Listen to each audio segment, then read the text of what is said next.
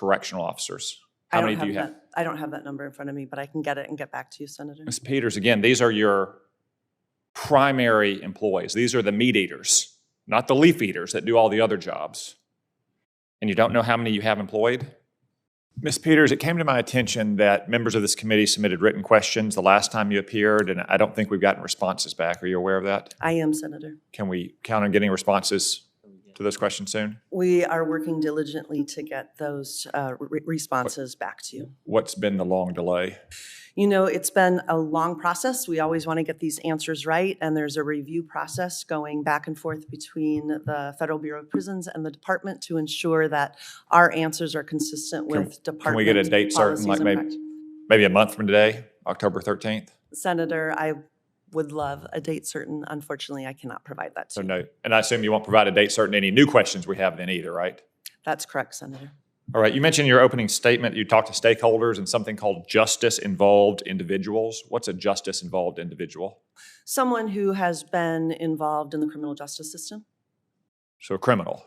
Criminal or victims. We had a listening session where victims also discussed the impact of the criminal justice system. Is there a reason we don't just call them criminals and victims? Pardon me? Is there a reason we don't just use plain English and call them criminals and victims?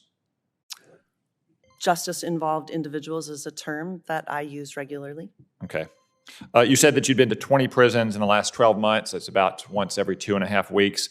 On average, how many hours do you spend in a correctional facility when you visit it?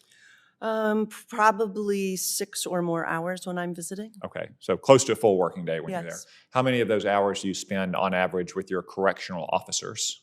Well, when I am there, I spend about an hour with my executive team that's on the ground locally, and then the rest of it is walking the halls of the institution. And I try to stop and talk to every correctional officer. Any organized sit-down with correctional officers? We had an organized sit-down with our national union, but it's more walking and talking and meeting with them one-on-one at their post. I prefer that over pulling them off their post to have a conversation. Got it. Have you visited the Forest City, Arkansas institution? No, I have not. Would you like to join me on a visit there? I'd be happy to join you on a visit. Because, you know, the incoming union chief who's taking over from Shane Fauci, Brandy White, is an officer at Forest City. I wish we would have had a second panel today with them. We had one last year, but I guess the chairman didn't want to have a second panel with the union members today. I want to touch this augmentee issue. Last year, we passed a law that required your employees to spend 90% of their time on their primary responsibility. If you're a correctional officer, 90% on corrections. If you're an HVAC technician, 90% on HVAC. What is the status today of the 90% requirement? Are you meeting that requirement? We are working hard to meet that requirement. That sounds like a no. And so we are continuing to battle our recruitment and retention 80%? issues. I don't 70%? have, yeah, I don't have an overall number for you, Senator. How can you not have an overall number of what your core officers are doing? Not research associates, not administrative assistants, but these, like this, they perform the mission of your organization, and you don't know how much time they're spending? Senator, it changes every day and is different at every There's got to single be an average, institution. though. I don't have an average, Senator.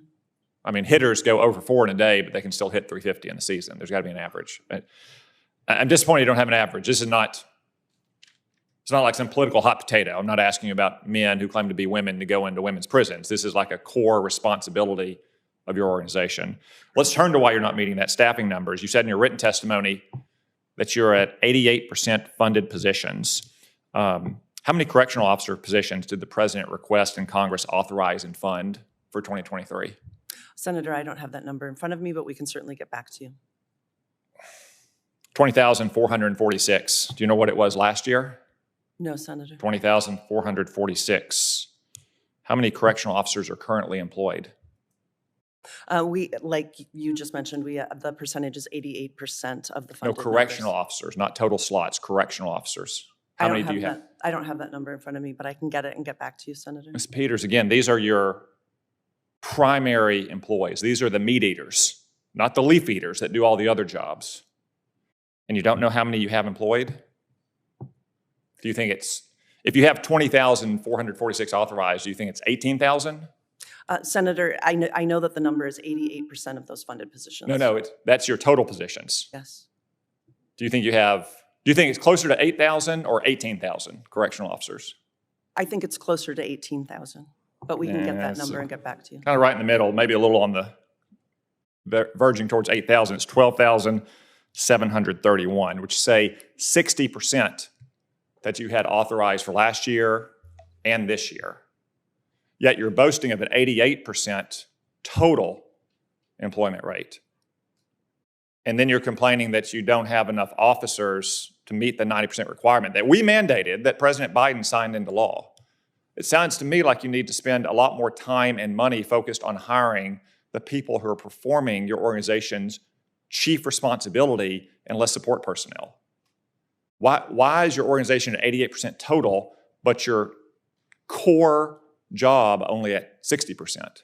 So, Senator, I don't know what that number is, so I'm not going to say on the record that it's 60%, but we'll get that number and get back to you. But I will tell you all of the majority of our recruitment efforts over the last year has been for those correctional officers. But you're not meeting it. You're at 88% for overall employees, which includes all those leaf eaters I mentioned. You're at barely 60% for your meat eaters, the people who are doing the main mission of your job.